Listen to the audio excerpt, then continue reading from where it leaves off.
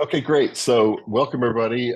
Today, May 15th, um, this is our monthly call, and I hope that you just put it on your online calendar to just every third Wednesday of the month at this time, no matter where you're located in the globe for that, the globe for that matter. But just put it down because we're always bringing something real exciting for you to hear. And today, I'm really excited to hear with talk with Wendy Forsythe, who just became the Chief Marketing Officer. And I heard her introduced to us a few weeks ago, I guess last month, on an alpha call that I'm in. And I was just really so moved by it that I thought, okay, we got to get her. And I thought, okay, this is going to take, a while because she's going to be so popular and so busy. And I sent her a message on Workplace. And then Wendy, you got back to me on Sunday morning about 10 o'clock my time. I was in Fort Lauderdale at the time. And I was in the grocery store and I was like, okay, I'm not going to answer back right now because she's going to think, what are you doing on answering back on a Sunday morning, Well, what And was I doing messaging on a Sunday morning? I know, but that's impressive because it was on a weekend, it was on a Sunday morning, and I think also too it just shows how real you are and how motivated and genuine that you are to want to get going.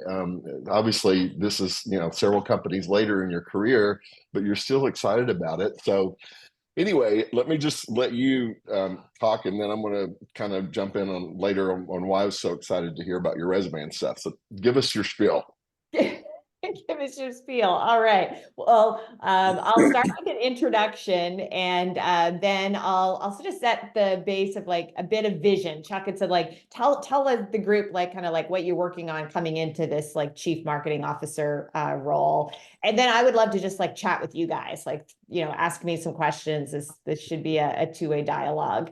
So by way of introduction on my spiel, I have been a career real estate professional. So studied marketing in college, so I have a marketing degree, but started selling real estate while I was still in college to help pay for school. And because my dad gave me the great advice is if you want to be in marketing and you want to be a business person, you're going to need to learn how to be a salesperson. And of course, that is, what we do in this business. So started working as an agent. I owned my own real estate brokerage for a number of years, sold that business, and then started working sort of at a large corporate real estate brand on sort of the corporate side of things. This was all in Canada, which is where I was born and raised.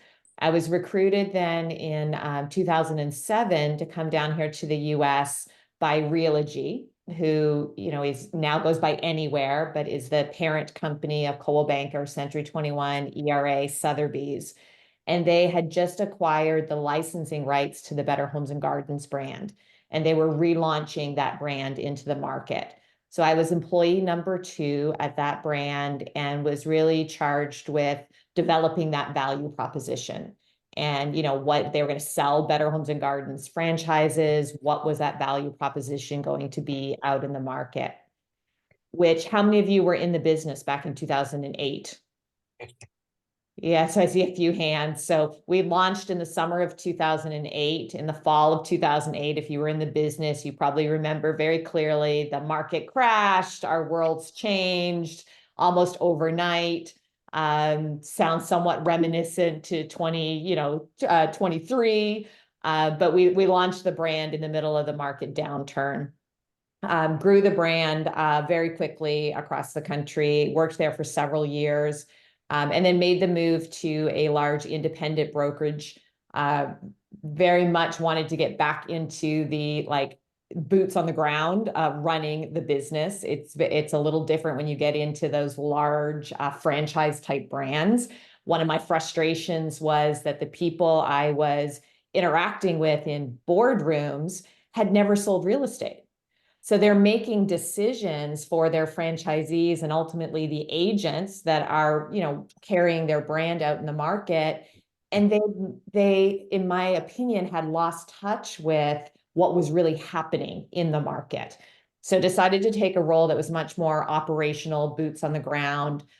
Took a large independent brokerage from being California based to national based, did a full rebrand there, built out that platform. And then I've worked for a couple other brokerages since then in leadership roles.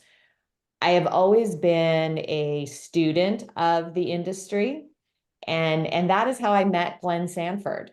And I actually met Glenn just as he was launching EXP. It was that time frame that we were launching the Better Homes and Gardens brand. So part of how we launched that brand was by getting very involved in the market. So we were at that pivot where digital marketing and social media were becoming, very much mainstream marketing tools for real estate. So 2007, 8, 9, 10, like these were all sort of new concepts. And there was a series of conferences that were happening in the industry at that time called RE Bar Camps. And they were sort of unorganized conferences, and they would just be held in a location. So it'd be Nashville, and they were brand agnostic. So it didn't matter what company you worked for. This was sort of a think tank of people to go and learn from one another how all of these new technologies and marketing concepts could be used in our business. So I attended almost all of those, as did Glenn. So he and I get to know one another. And like, I remember it so clearly because at that time, Glenn was building his vision of EXP and a cloud-based brokerage and being virtual and not having bricks and mortar and leveraging technology. And in many ways, like people kind of like poo-pooed on him for that vision. Well, fast forward over, the last sort of 15 years, and here we are today. So I have been I would say a friend to EXP for many, many years from the very beginning, have had a very great relationship with Leo and Michael. Michael and I also Michael worked at Sotheby's back when I was under the Realogy umbrella. So we were sort of sister brands. So we knew each other. Leo and I knew each other through the industry, through NAREB, and I worked quite a bit with one of my companies I worked with on the default REO short sale side of the business. And of course, Leo was very involved in that business. So we've had these intertwining, careers. So earlier this year, on a Wednesday night, the phone rang and it was Glenn. And Glenn said, I'd like to have a conversation.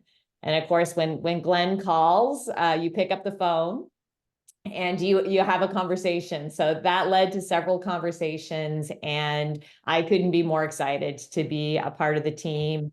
Like I said, I've been a friend to the brand for many years and have watched all the amazing things that you guys have done. And I am invigorated, Chuck, like you called it, like there's a lot of energy. It takes a lot of energy, but there's a lot of excitement. And I'm excited because we're now at sort of EXP 2.0. I'm like, what does that next chapter look like in our company, for our brand, for our business, right? And all of us as practitioners in the business. So that is what we are busy working on now. So let me pause with that. I can tell you a little bit more about like what we're working on, but Chuck, did I cover what you were hoping for there as background? You did. And I think one thing is, all of this, of course, is tremendous. But one thing that I think resonated with me was hearing that you started a business, you started your own brokerage and grew it and then sold it. Because a lot of times, people are in positions and their expertise is, let's just say marketing. They know all about marketing and everything, but maybe they've not been a licensed agent, know what that is. So you've not only been a licensed agent, but you've also, recruited and attracted and retained and promoted and worn all those hats, to help agents. And so I think that's tremendous, and then to be, starting number 2 at Better Homes and Garden. To see that grow, that brand, and Fathom and Compass and all the different ones, you just got such a background. But the most important to me was owning your own brokerage and selling it, because that took really that's hands-on, right?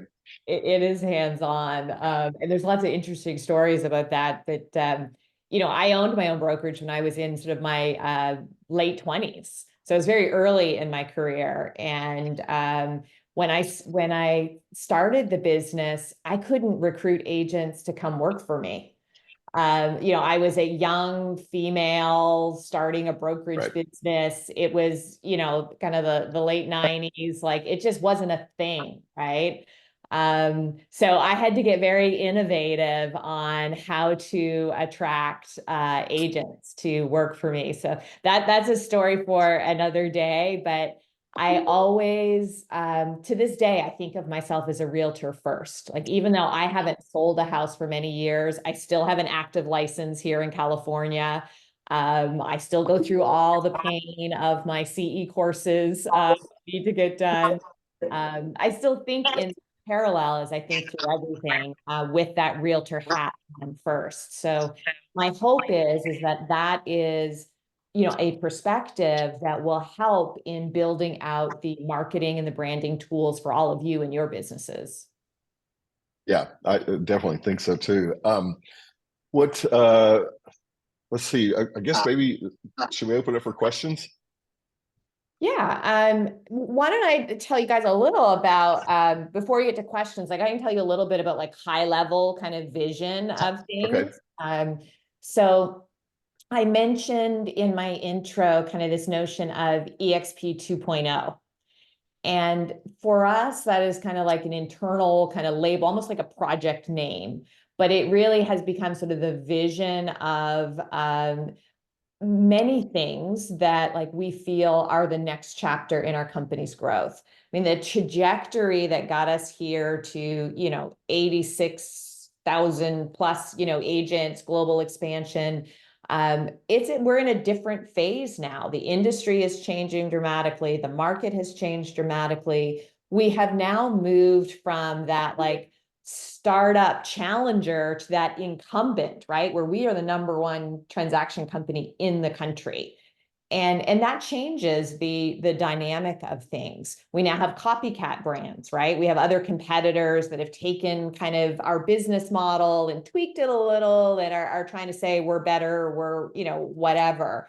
So knowing all of that, Glenn and Leo and the entire leadership team are like, okay, like how do we craft that next level for all of you that have, entrusted your careers with this brand and this company, are going through this market change with us, and are really trying to figure out for your own business, what do I need to change? What do I need to pivot? So from a marketing perspective, there's kind of like three things, and I love to use acronyms because we're in an acronym business, right? We have all of them, but what we've been talking about internally at the brand marketing team is like we really need to lean into getting our MBA, right? So an MBA is a master's degree. It implies like a next level of like education in our industry. All of you are MBAs. You represent that next level of the industry. And you do that through sort of the M is through market. Like you understand what's happening out there in the market. EXP agents across the country sell more houses, put more families in homes than any other real estate company out there. That market expertise is so needed right now because consumers are confused, right? Should I buy now? Should I wait? Are rates going up? Are they going down? Is there an inventory shortage? Will there be more inventory? What is this NAR settlement? Is it changing how I work with my real estate agent? I don't really know. I saw this on the news. There's so much noise at that level that collectively we have an opportunity to take our knowledge about the market and really lean into that leadership. So I encourage all of you at your individual local business to do that. Be the local market expert, right? Use social media, use all of your marketing, all of the tools that you have available to educate what's happening in the market, What do people need to know about the industry? What do people need to know about working with you? And build your marketing and communication plans around that. That will be one of the pillars of what we do at the brand level to support all of you. So you can take and leverage a lot of what we do, but you're also really going to want to localize that. So that's the M of MBA, is the market. The B is really brand. So it's building the brand. And a lot of people will, it's important to understand, I guess, the difference between marketing and branding. So how I think about those differently is marketing is how you get the word out there about who you are and what you do. So we market through social media, we market through, ads, we market through billboards, we market through direct mail, like all of those things that you do to marketing. Brand is the experience people have with you, right? They learn about you from your marketing, but your brand is really what it means to have a relationship with you. And leaning into building your brand voice, a lot of that has to do with like sort of the catchword that we're hearing a lot, of the catchphrase around your value proposition. So with all the changes with the NAR settlement, you hear a lot of people talking about, well, now we have to treat buyers like you would sellers. You've got to know your value proposition for working with buyers. Well, that's really your brand. So sharing that brand story should be a pivotal part of your strategy for your business, as it is for EXP, and sharing our EXP brand story. And that is a huge focus for us, moving forward as we think of 2.0. So that's your B. So you got market, you got brand, and then your A and your MBA is action. Like we need to get into action. And that happens at so many levels, right? Like that is, from our perspective, revenue share 2.0. So rev share 2.0 was us getting into action from a brand perspective, and really evolving our business model. We'll continue to lean into how do we support all of you. For you, as boots on the ground in your business, when I think about action, I think about things of like, you got to be working your sphere of influence. You got to be working that CRM. Like that's the action that we get into when we think about like what is really necessary. You need to be working, sort of building your downlines and attracting people. We don't all need to be sort of the superstar influencers, but what a difference sort of, building and having that pillar can make for us in our lives. So it's really like, it's the relationship part, and like get into action and building those relationships in all parts of your business. So everything that we are working on and the strategies that we're, executing on relates to that. Like what's happening in the market, how do we build our brand, and how do we get into action? I love that. That really does summarize it all up. MBA, and the biggest thing I think is action.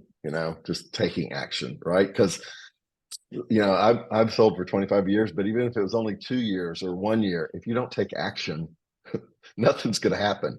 And I love it that you're referencing, that we're number one in transactions and sell more real estate, because a lot of people think that, EXP is whatever. It's always kind of, perception is reality. And if you're on a lonely island or something, you're not plugging in, you may not realize just what a multitude EXP is. When Doug and I joined, Doug Rago, my business partner who was on here, when we joined, I'm agent number 689. Hmm.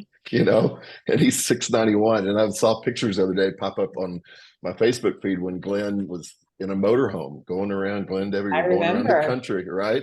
And we Yeah. came through LA and we had our meeting, at the board of realtors. And then of course, that's why Doug and I, getting in at the time we did, got to know Glenn so well, and Debbie and still around. And it always amazes me too, talking about action, how some agents, it's gone are the days, I think you'll appreciate this, gone are the days that were order takers.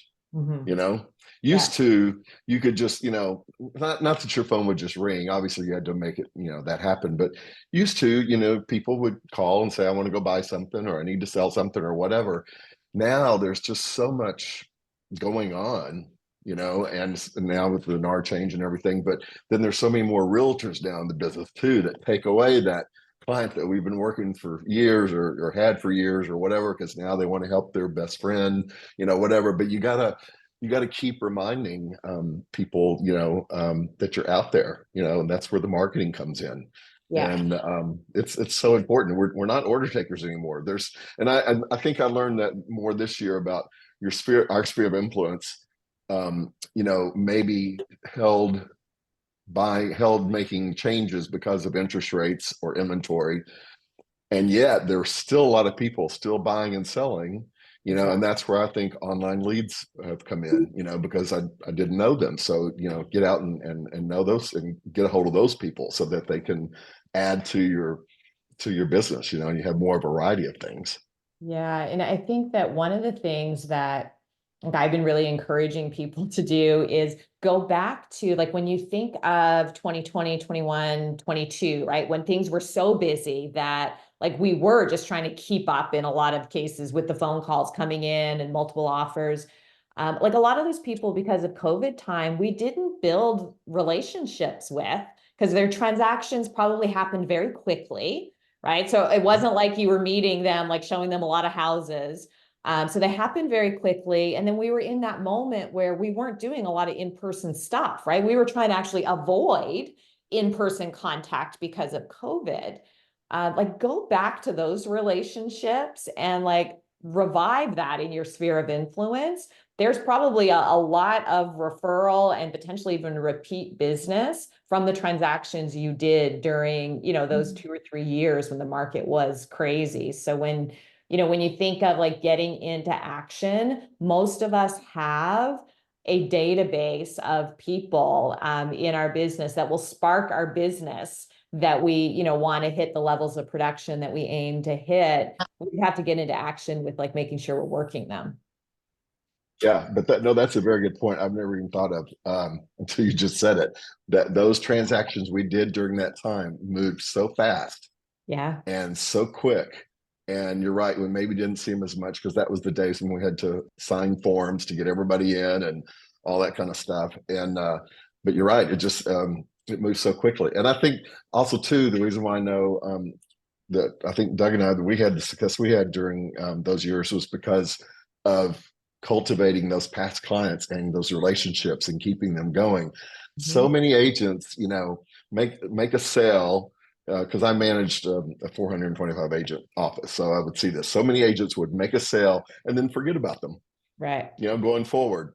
And because they've already bought something, they're not going to buy anything. So I don't need to spend my time there or money, and I'm going to go somewhere else.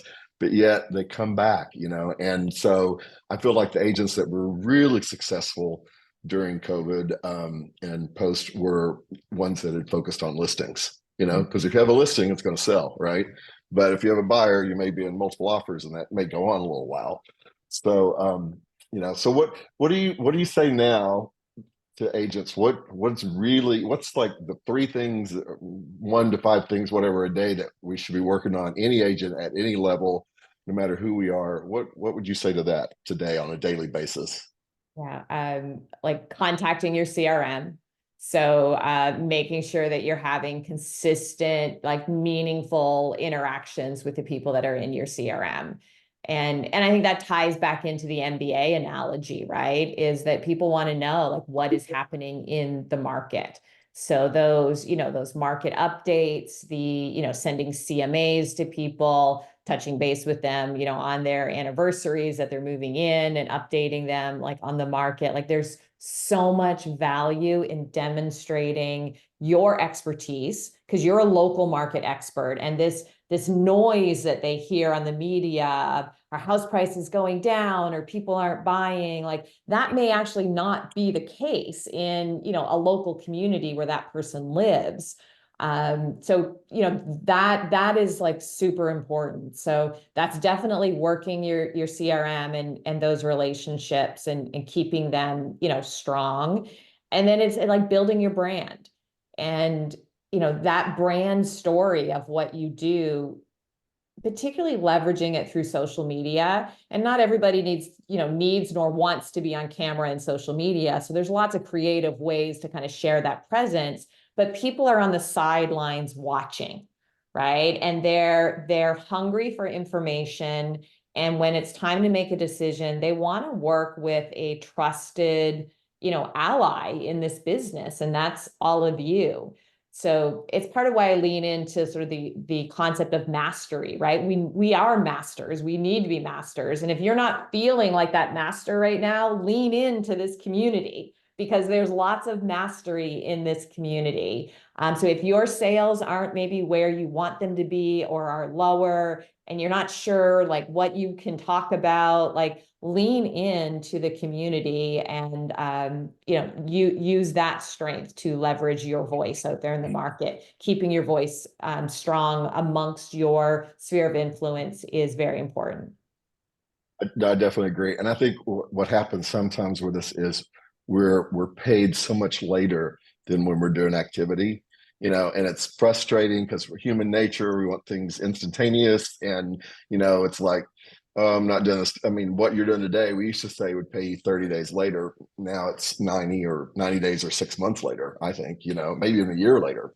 But it's like you gotta lean in and really be consistent, and that's why I like follow my calendar, follow my checklist, everything, because a week will go by or a month will go by and or a text, and I'll look at the text and I'll go, last time I talked to them was, March or September or whatever. And it's just, you got to be very repetitious and, doing the right things consistently, I think win. And I heard something today, something I was listening to, and somebody said something like the ones who are extremely successful, some of them really are, it's not that they're that smart or have superpowers or anything. They've just figured out at what they're good at and really gone after that, at a really high level, right? Yeah, and you said it, like the calendar and consistency, I think is a big part of that. Like put everything you do on your calendar. Put your prospecting time, put your follow-up time, put your exercise time, put your showings, put your, development time like this, like put everything on your calendar. When I coach with agents, and I've worked as a coach, over the years with agents, one of the first things that I'll ask is like, let's look at your calendar the last 2 weeks. So if you really want to like diagnose what's happening in somebody's business, take a look at their calendar.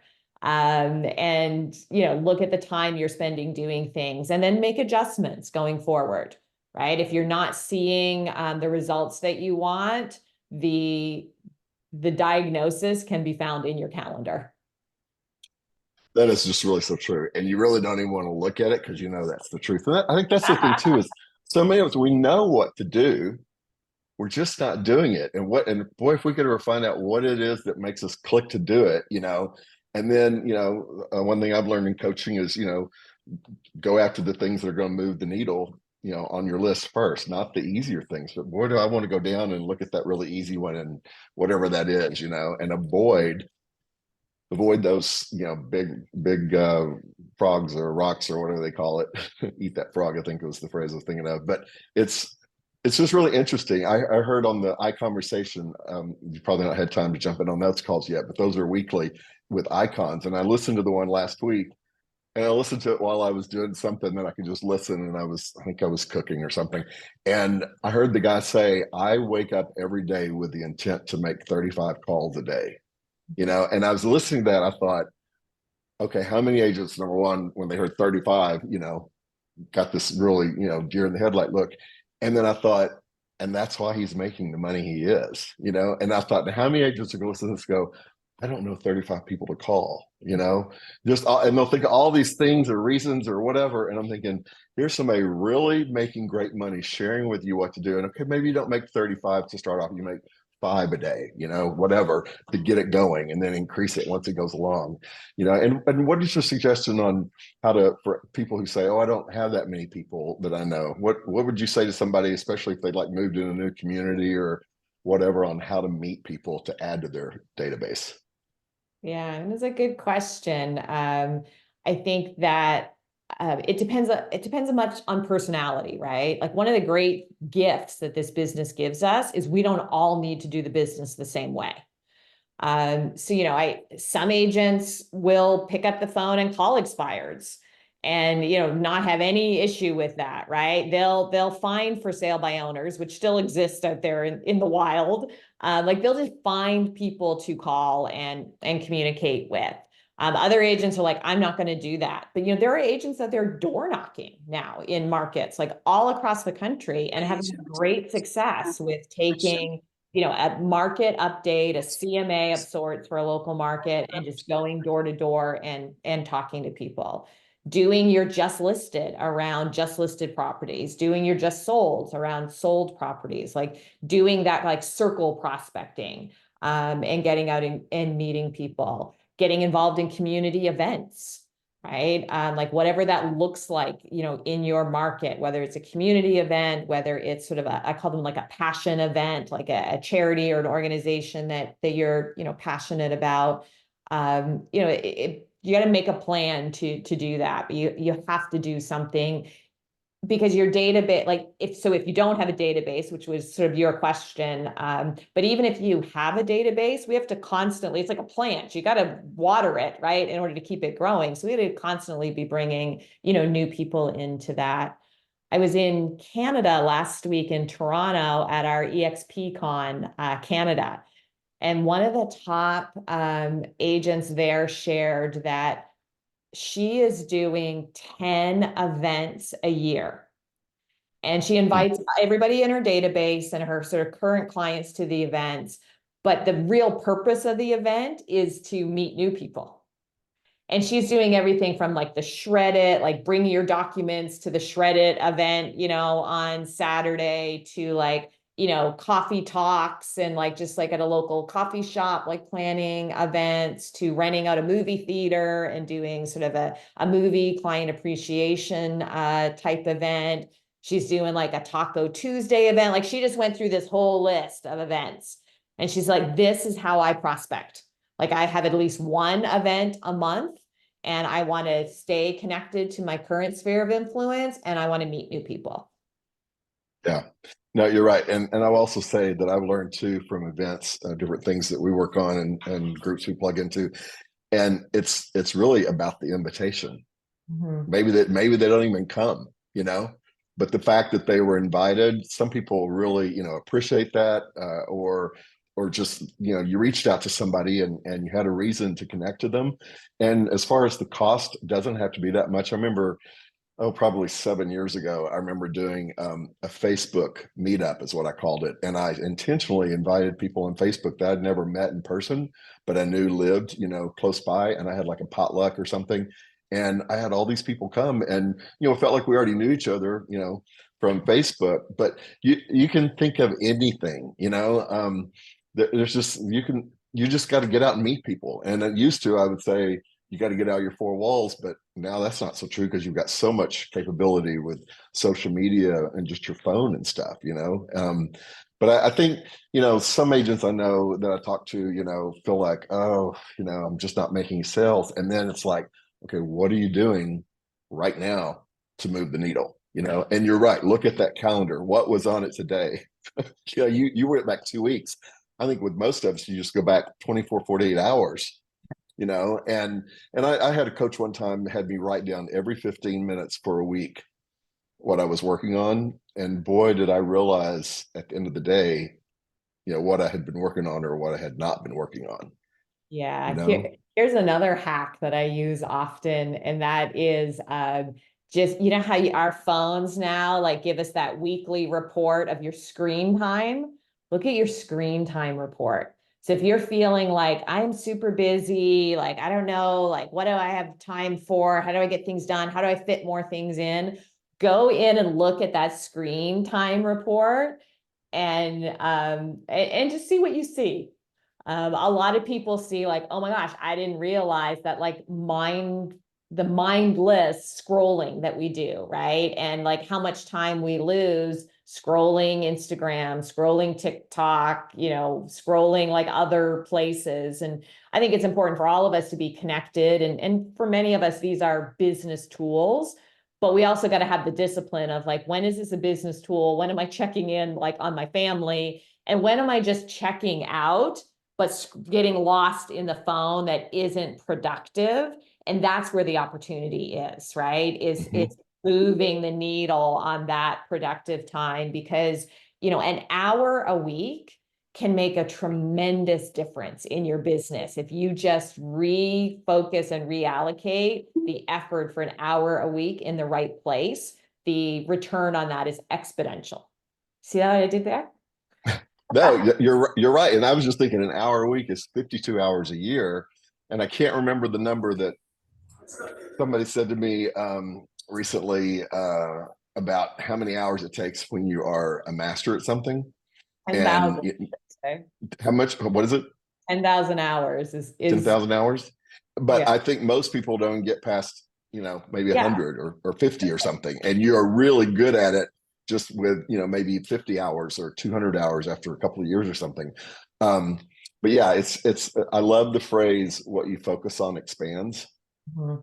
And you're right. You can get, a lot of times my social media is, I'm just looking for ways to meet people and build my CRM and everything. And, but I'll see an article, then I'll click on it, then I'll start reading it. Then I'll click the link in the article. And then, 30 minutes later, I'm like, okay, what was it I was going to do? It's just, Yeah, that's the it's, exact thing. We're all guilty, I think, of that. it's so crazy. But I really, am amazed at everybody that comes up with including myself, every kind of excuse than doing exactly what I need to do. I know what I need to do, and I just got to do it. And we talk about the big why, to put in front of you why you're doing something, remind you the vision board, all those kinds of things. It's just, but I think what you said was really true about just taking 1 hour a week to put towards something, and you will in time see that make a huge difference. Yeah. So I'm excited to hear you talk about, EXP 2.0, because like I said, when we joined, it was less than 700 agents. And I came from managing a Keller Williams office on Sunset Boulevard of 425 agents. So the company I was joining was not much bigger, and I just want to say to that point, people thinking about attracting agents, when I got a call, I wasn't interested in moving. And, but 3 months later I was, Mhm. and thank God I got that call. I often remind my sponsor, Dave Gagnon, I'll often say to him, what if you had stopped that day at 4 o'clock or whatever time and jumped over, he's calling a list. I didn't even know it. You jumped over the K for Keller. My last name's Keller with Keller Williams, believe it or not. And so what if you jumped over the K and gone to the L's and not called me? How long before I would have known about this? You Yeah. know? And it's amazing. But it's all about intent and purpose. Yeah. So We're I think, seeing like a lot of movement in the industry. I mean, it's just such an interesting time. So, we're here kind of locally talking California market. Like we have an announcement tomorrow of a pretty significant independent company here in Southern California that is joining us. So I mean, it is a tough time to be kind of out there in the wild on your own. And that's where this community is so powerful. So, I would encourage all of you, and it was part of why, Glenn had the vision of changing sort of revenue share and how it worked to unlock those first levels. Because there's a lot of benefit in, just sharing the story. And for, a lot of people out there, especially in independent small brokerages, they're trying to figure out lawsuits and, buyer representation and buyer agency and what does this mean, and paying the bills and doing all the things that we do, which is where, life is so much easier when you can plug into a community like ours and know that that side of the business, you're going to be covered on, and then you can really just focus on your production and, building the lifestyle and the business that you want for yourself and your family. yeah. And you talk about Rev Share 2.0, and I know some agents will say, oh, I don't want to attract, I just want to sell. And I totally understand that. And the great thing is you can do both. But I think that at some point it will resonate, at least it did with me, that you can't be everywhere all the time. And so the beautiful thing about attraction is duplicating your efforts and having, 10, 20, 30, 100 people, whatever it is, out there doing the same thing you're doing. you know, and then receiving some of that. And it's also like opening your own brokerage, right? I mean, you've got really these agents in your brokerage and you're helping them. And that's really why I got into management years ago, because I thought I wanted to open up my own brokerage. And boy, did I learn that that was not what I wanted to do Yeah, after 3 years because of all the liability and responsibility and everything. And the great thing about EXP is it's just got everything for you to plug into, you yeah, know? And my favorite phrase that some agents say is EXP is not for everyone. And I just go, that could not be further from the truth, because it does. If you're a realtor wanting to make a sale, whether it's referral or actual sale yourself, it does supply that. That's the very basic thing. And then to what level you want to take it. And if you know, if I mean, I think the no brick and mortar is amazing, but if you wanted to just have an office, okay, go rent one, put agents in there yourself. And I think you'll find later that that's not what you want to do, but it it is for every agent. And I love what you said about kind of seeing a movement in the industry different. Like I think there's a lot of agents coming now to EXP that either came to EXP maybe years ago, left, you know, and now they've come back. And I know if when I was a manager, when an agent would come to me and say they were leaving, pretty much the main reason always was because they thought their sales could be better somewhere else, right? yeah. And I would have a mirror on my desk and I'd hold up the mirror and say, you know, you're taking the problem with you. We need to work on you, you know? And so I think, you know, what do you want to, you have anything to say to that? Yeah, I mean, so I think you mentioned it at the top of the call that like I'm probably getting a lot of people sharing ideas and thoughts and giving feedback. And I want to make sure that I see some hands, that we give everybody a chance to ask. But I'll share one of the early conversations I had with one of our agents in North Carolina who said, you know, Wendy, like, I don't want to build a big line. I don't want to be a big team leader. I don't want to be an influencer, you know, on social media and all of that. But what I do want is, you know, 3 or 4 of my friends in the business that I really like, that we can work together, and that revenue share opportunity will pay my mortgage. Because if rev share each month were just paying my mortgage, that would be like such a change for me and my family in my life. And like when I had that conversation and she was just so earnest and sincere about it, like that really resonated with me. Is like, there's a lot of spotlight on the big influencers and all the things they do, but how this company has really changed lives is probably much more that scenario, right? Where I'm still producing, I'm still focusing on my business, I'm still authentic to me and what I want to do, but this has allowed for just a lot more freedom and flexibility for my family because of the revenue share opportunity that's available. So I thought that Yeah, was really cool. it is. You're right. That You're right. Lisa Just had just her three or hand up. four. Yes. Let's go to Lisa Kaufman, who's in LA.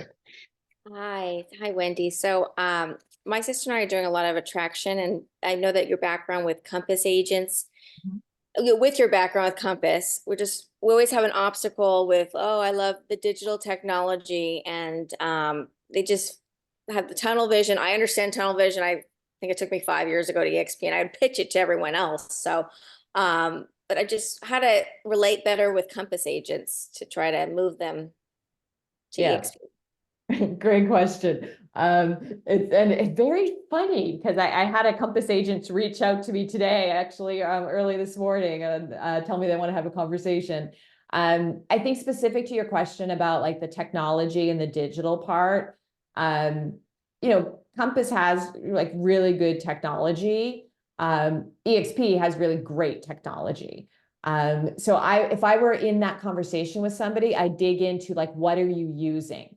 So my experience has been at Compass that agents have been programmed that like, this is the story, right? Like this is the brand story to tell. But then when you peel back that onion and say, well, tell me what you're using. Like, I'm really curious, like what technology are you using? Maybe there's stuff I should be using. Like, I don't know. And then what you typically find out is they're not really using any of the technology. And the digital technology is very similar to our marketing center and to Canva.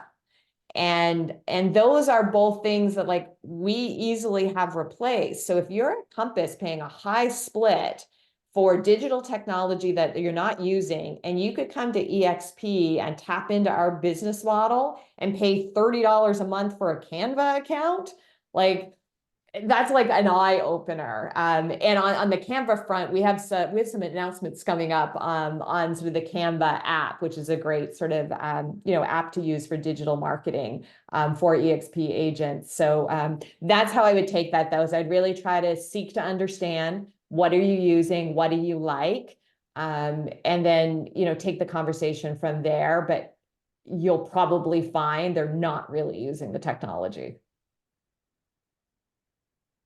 Yes, that is an excellent answer because I've had that same thing too. Oh, the technology with a Compass agent. And then I've said, okay, what is that? And I know that you can go buy anything, even if EXP didn't have it, you can go buy it in the marketplace, a third party, if that's what it is. But to your point, they're not even using it. But they're so programmed. I know that my first company that I was at many years ago, I was so programmed to say we're the number one office in the world, and my partner said, nobody cares, and so I'd say, what do you mean we're the number one office in the world, and I could just roll that off my tongue. And so it's just that management is just so programming us to say. And so again, what you focus on expands, and you can spin something however you want, and people just kind of start believing stuff. So I think that's a great Chuck? answer. Yes.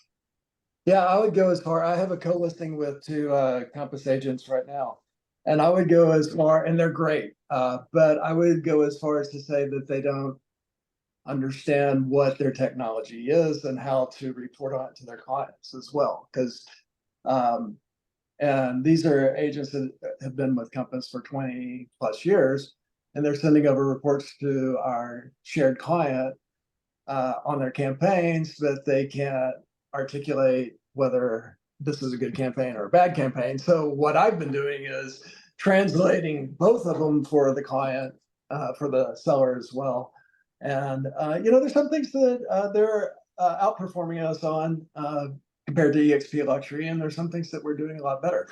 And so it's really about diving into that, because that's really what if you're listing, I would assume, I'm new at this, but I would assume that, that's stuff that makes the seller feel comfortable with you as their listing agent, is that you are, implementing these campaigns, that you're able to share the results, and then you're able to adjust your strategy with them on a periodic basis. So I would say that we have the technology, but I think that where the difference is how you communicate that to your client. And just to let you know, I've got to sign off in 5 minutes at 5:02 to get to my meeting. So any other questions? Okay, anyone else have anything before I ask mine? I just want to say that I want to give Joe a call out on my screen, because his holding photo like really does look like he's got his camera on and is sitting there listening so intently to everything. So well done, Joe. I hope that you are there.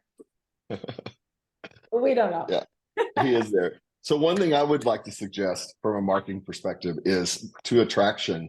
I think we need better, like I got a text yesterday from somebody, what do you send to agents as a follow-up piece, basically is what he was asking. And, I've got different things that I've come up with, either put together or got from a third party or something.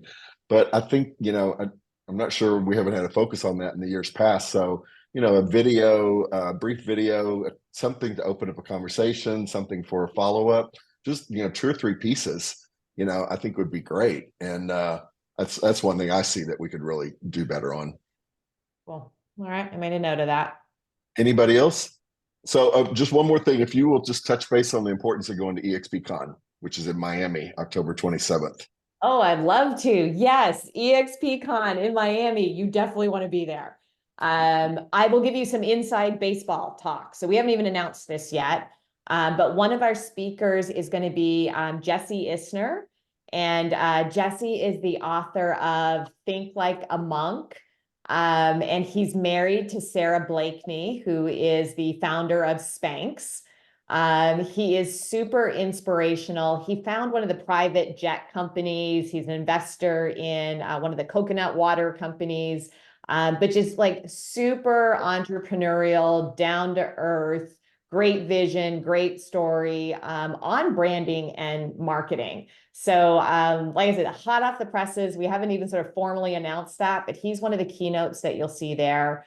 We have lots of great like events planning. The number one reason, though, that I would say to be there is to really connect into your fellow EXPers from across the world, because it's not just US. We'll have people there from across the world, and really make sure you're connecting with that community. Referral opportunities. Like it is such a great opportunity to, especially all of you that are like in an inflow or an outflow market where people are moving to or from, you want to have, that agent to send your referrals to when people are leaving California and going to Texas and leaving California and going to Florida. Like you want to have that network. And that to me, if I were sitting in your seat, would be the number one reason to invest the time and money to go there, is to make connections with EXP agents in other parts of the country to build that referral flow back and forth from your market. Yeah, I would. Couple quick things I'll add on to that. So again, like some inside baseball, since we're talking, we haven't announced either of these events, but there's 2 local events coming up for those of you that are here in California. July 16th in Newport Beach, we're having an in-person event that Leo Perea, our new CEO, is going to be speaking at. I'll be there. We've got Ben Kinney there. We've got like several other keynote speakers. And it's a mastermind event. It's a one-day, how did you go from agent to the position that you're in now, with various industry leaders talking about that. So that is July 16th, more info on that to come. And then at the end of June, one of the initiatives that is a big initiative for me coming into the company is supporting women in leadership. And we are launching our Women Impact Network. So it's the EXP Women Impact Network. Women stands for, or we call it WIN. So WIN for short. And we're launching that network. We've sort of pre-launched it already, but we're doing an in-person event in Austin the end of August that everyone is invited to attend if they'd like to get involved with the Women Impact Network. So some things we're working on and that you'll hear more about soon. Great. Well, thank you so much for being here today. I look forward to meeting you at the next event in person. And please, everyone, if you have any questions following her today, you can find her on Workplace. Be sure and follow her. Really, thank you very much. I know you're going to get your next call. So I'm going to let you go, and then I'm just going to stay on in case anyone has any other questions for anything. Thanks, everyone. Thank you, Wendy. Great meeting you all. All right. So does anybody have any thoughts or questions? Let me check the chat to see if there was anything. I know Debbie Renhines, if you're still on here, you said a book, a certain book. Unmute yourself. I know Zoom changed its format, so like I have to find my little microphone. So yeah, there's a great book. It's by Derek Coburn. It's called Networking is Not Working. Stop collecting business cards and start making meaningful connections. It's an older book, but it is so spot on. And it's really about not you going to network events, but you hosting the network events and different types of network events. So this way you're inviting people that you want to come, and then they bring other people. But it's a great book. And the book that Wendy just said, not Think Like a Monk, but the other one that she just said. Oh, I didn't hear the other one. I wrote Think Like a Monk down. No, Think Like a Monk, that one's by Jay Shetty, but the one that she just said, I can't think of the name, but that's another really good book. I read that a while ago too, but that's a very good book to read. That's so important to read something, right? And you don't have to read a lot. You may not even read the whole book. I tend to pick up a book and skip all 3 parts, different things, but just reading daily, I think is so important, even if it's 15 minutes, reading and listening to something that's positive and building and helping you. Yeah, I agree Anyone with else? Any other comments? And I know Debbie is like the queen of calling. It's always funny too. I'll say this: surround yourself with people who you want to be like or who, inspire you. So when I talk to Debbie, she's like making all these calls during the day, and then I may talk to someone else that not making a call at all week, and it's just such a difference, and I fall in that spectrum as well, different up and down and stuff. But Debbie is so consistent, which is why you've been icon for what, 7 times in a row now? Yep. Yeah. I wanted to show my calendar. I love when people ask me to show my calendar. You want to show it right now? No, I don't have to, but I mean, I will if you want me to, but I love showing my calendar. I think that, I've never had a coach that hasn't asked me about my calendar. In fact, I think I've mentioned this before. I had a coach that actually told me that after each day is over, that I should go back in and audit my calendar to add the things in there that I did extra or take away the things that I didn't do. But I pretty much stick to I'm pretty time blocked. I'm pretty Yeah. time blocked. I learned that years ago too, about the calendar. And it was actually Hank Vink when he was doing a call one time, and he pulled up his calendar he said, throw out a date 4 years ago, and we said, November 17th, 2021, and he went right to that and showed everything that he had done that day, that was in his calendar. And it's just so true. And it always amazes me when people say, yeah, I'll be there, whatever, something we're doing, a call or an event or something, I'll be there, and then they didn't show up. Or they'll tell me I can't come because of blah blah blah, and I'm thinking, well, it wasn't in your calendar because you would have scheduled that like an hour before or 2 hours before. It's just interesting, it's just so powerful, a calendar. That's I think it's just underutilized with a lot of people. Anyone have any other comments or thoughts? Well, we got another minute here. Well, I hope you enjoyed Wendy. Yeah. Cheryl, are you coming in to say something? Yeah, Chuck, sorry, I'm just chiming in here with 15 minutes to go. I'm just leaving the EXP event at the Columbia, which was fantastic. Renee Funk and Ben Lobby, they were speaking. So I'll catch the replay, but I just wanted to pipe in and say hello. Hi, Debbie. Hi, Chuck. Oh, good. Thank you. Hi. Yeah, that's a great thing. This is recorded. I know several of your group was in here, and then so there's many more. So let's put this on your Facebook group post for everybody to see. It was really good. I'm really excited about Wendy, and as I said, it's because she owned her own brokerage and she grew it and she sold it, so she knows exactly what we do every day.